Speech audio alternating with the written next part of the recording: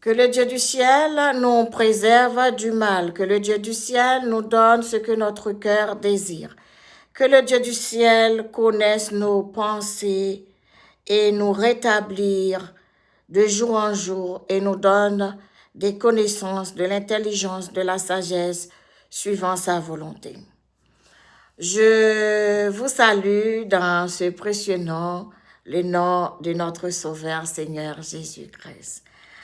Nous allons parler un petit peu de « il n'y a pas de succès sans persécution ».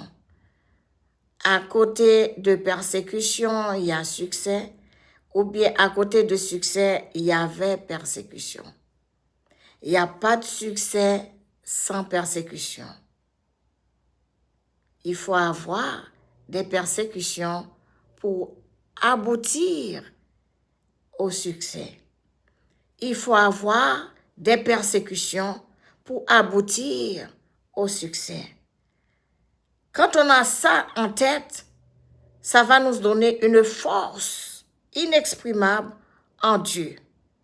Quand on prend l'exemple de Job, dans notre moment, dans notre temps de persécution, on prend le moment de Job, ça nous augmente notre foi en Dieu.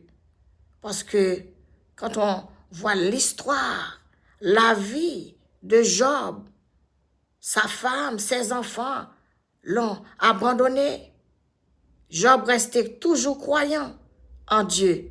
C'est une foi inébranlable. La foi de Job, c'est une foi inébranlable. Nous devons prier à Dieu, demander à Dieu une foi inébranlable. Et avec cette foi, ça donne Job une force de supporter les moments de persécution. Parce que Job sait que c'est pour un temps. Les persécutions sont là pour un temps. Ils ne vont pas rester longtemps.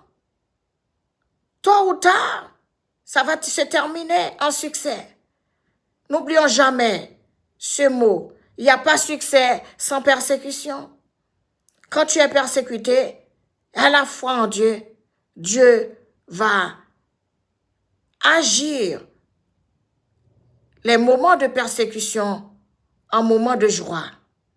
C'est pour cela notre frère Ecclésiaste a dit, il n'y a pas un temps stable, un temps pour chaque chose.